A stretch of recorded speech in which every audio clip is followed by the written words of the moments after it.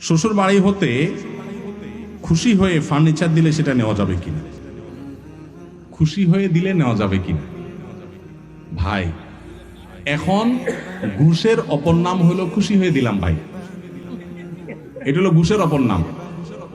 ঘুষকে এখন কেউ বলে না ভাই ঘুষ দিলাম, কি বলে?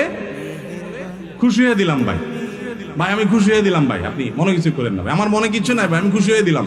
এই জন্য আমি বলি ঘুষের অপর নাম হলো খুশি হয়ে দিলাম। ভাই, যৌতুকের অপর নাম হলো শ্বশুররা খুশি হয়ে দিছে, যৌতুকের অপর নাম হলো খুশি হয়ে দিলাম। বাবা, হ্যাঁ, এই যত খুশি হয়ে দিলাম দেখেন, এগুলো সবগুলোর ভিতরে ভেজালের গন্ধ আছে।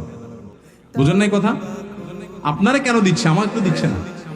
ভাইরা আমার, মনে রাখবেন, আমি সবসময় একটা কথা বলি, একটা মেয়ের জন্ম থেকে নিয়ে বিবাহের উপযুক্ত হওয়া পর্যন্ত তার চিকিৎসা, তার খাবার দাবার, তার আবাসন, তাকে আদর যত্ন, তাকে পড়ালেখা, সবকিছু একজন মেয়ের বাবা করতে কত টাকা খরচ হয় বলেন?